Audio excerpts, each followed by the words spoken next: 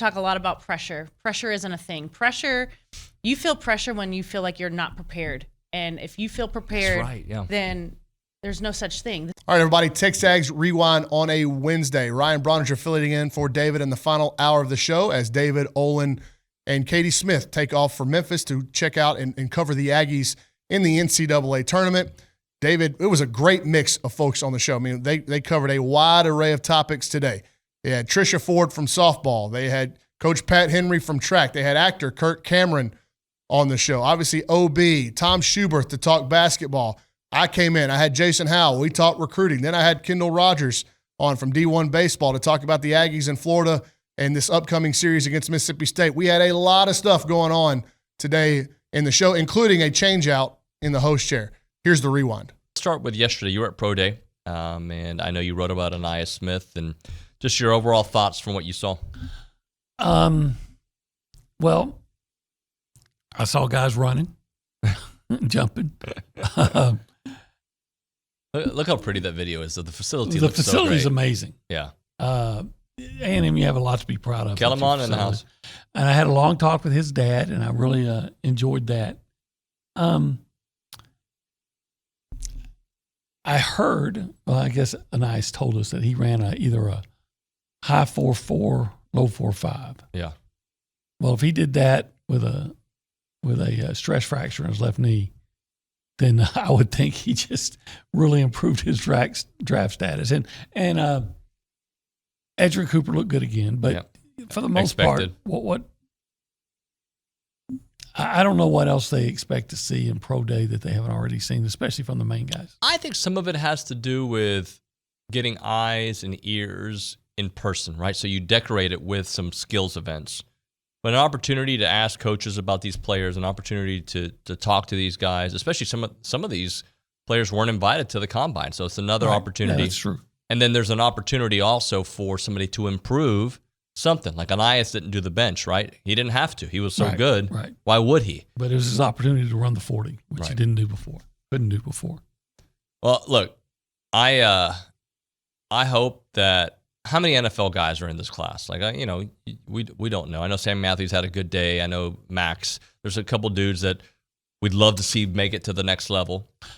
But legitimate NFL drafted guys? I think there's 4 that have legitimate, and I might be leaving somebody up. On the top of my head, there's 4 that I think have legitimate shots to be drafted, and that's Edge. Maybe 5. That's Edgerrin Cooper, of course. McKinley Jackson, Anias, Damani Richardson, and Layden Robinson. I think those 5 have legitimate chances to be drafted, and I think Edgerin's at the worst number 2 pick, and somebody's might just fall in love with him and make him a number 1 selection. 2-out offense, 343, 78 runs driven in with 2 outs. Yeah.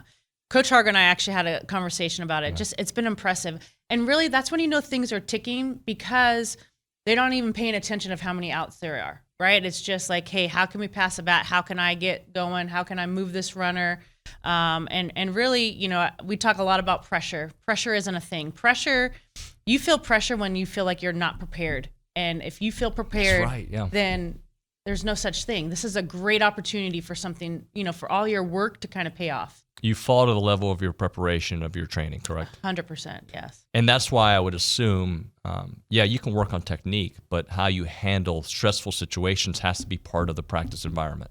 Yes, absolutely. And in the bullpens, whether it be defense, yesterday I did a little fungo with our infield and stuff and put them on the clock, and, I'm yelling at them, and just all these little things that you can consistently do and make them feel the pace of the game, because you never want to be in a hurry. You want to understand the pace of the play. You came to the SEC for a reason, and every sport I feel like 8 teams can make the tournament, 9 teams can make it. We see it in basketball. We see it in the start of this year's play already. You're seeing the SEC dominance, yet to start it off 5-1 to start. Just a phenomenal start with a lot of work still ahead. Yeah. I don't really talk about it. I just move on. We take this, tonight's game, and then we have a 3-game series. How are we going to kind of attack that? And we talked about it, I think last time I was on here, at the end of this season, that's really the time that I reflect back and say, okay, these are the things we did really well, and that's when you can kind of enjoy it. But I love being in it. That's the best part. And knowing every week whoever you're playing, like it's like you make a couple mistakes, that's it. It's gonna, yeah. But also that we have the ability, and I truly feel this, to beat anybody on any given day. So we have that skill set of like, that's the exciting part. You aren't showing up for games and being like, oh, I hope that they mess up and we can somehow, get away with a win. What makes this version of A&M, this team that's been playing down the stretch, you think a team that not only was worthy of the tournament, but a team that can certainly take down some of those top teams? Making shots. I mean, let's face it. I mean, like Texas A&M plays as hard as any team in the country. They can be disruptive at times defensively. They have the ability to get to the free throw line. Wade Taylor was a preseason player of the year in the conference. He's starting to play like a player of the year. Bootsy Radford is starting to be more consistent. They always rebound the basketball. They always defend. They're extremely athletic in their front court. We all know those things. But your best players have to be your best players. And then other guys have emerged. And I think that's been the big difference of them down the stretch. Consistency in what you're doing offensively, the quality of the shots, and then, making the big time shots down the stretch. And perfect example is the Kentucky game. I mean, the consistency of what you guys did offensively, along with, being just disruptive enough defensively is the key. And then just crushing people. When you worry about 40% of your misses, all right, those extra possessions, it's hard to quantify really just how intimidating and how dominating that can be in the course of a game. Seth, you mentioned Wade Taylor. Obviously, we know all the accolades, the player that he has grown into. This year, he had a little bit of a lull right when they went in that 5-game losing streak. It seems to me, though, offensively, that might have been the best thing that happened to this team, because as opposed to just watching him do what he does, others had to step up. The solo Washingtons had to step up. Boots is always going to do the Boots thing. But I feel like it made the offense more well-rounded. Did you see that?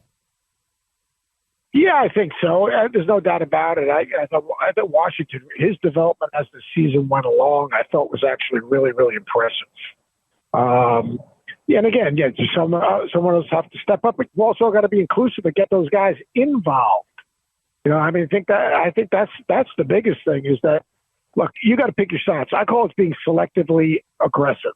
I came away, he came away, I think you came away feeling pretty good about both teams' potential and where the season could go for the Aggies and the Gators, despite the Gators being a little bit Jekyll and Hyde based on their midweek results.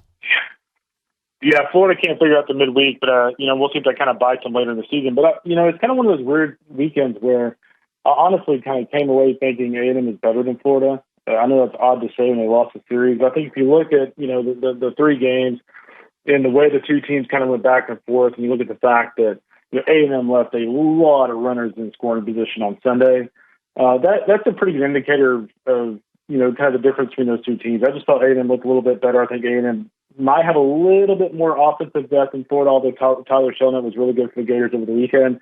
But all in all, I think the biggest thing for A&M is twofold. One, clearly the offense is legit. They went on the road against Florida, and granted, Florida's pitching has been great, but they're still ultra talented, and they were at home. They went on the road and performed at a very high level offensively. And then the other thing for me is, Chris Cortez. You talk about a guy emerging. The stuff that he threw the other night against Florida was not only his best, but honestly one of the best just overall arsenals I've seen all year. It was extremely nasty. To me, that was the storyline coming out of the weekend. That's a game changer when you combine him with Ashton Beck out of the bullpen. And I think guys like today will be fine. But ultimately, I think moving forward, as you go into Mississippi State, I think if you're Sauce and Max Wiener, you're looking at the pitching staff and going, okay, the big key now is we need better starts out of Justin Lampkin. We need better starts out of Ryan Prager. And what I mean by that, not necessarily just great numbers for 5 innings, but what you want to see, you want to see them getting a groove off the bat. It's one thing if you get a couple of runs in the 5th inning, you get lifted, but let's get off a little bit better start. So that's my big takeaway. Honestly, I feel pretty good about A&M coming out of the weekend, and now they get a red-hot Mississippi State team at home starting tomorrow potentially. All right, like, comment, and subscribe. Make sure you share it. It helps us with the algorithm. And David and company will be back with you tomorrow, live from Memphis. As I said, the Aggies getting ready to start their NCAA tournament run against Nebraska this weekend. Thanks for tuning in. This has been The Rewind.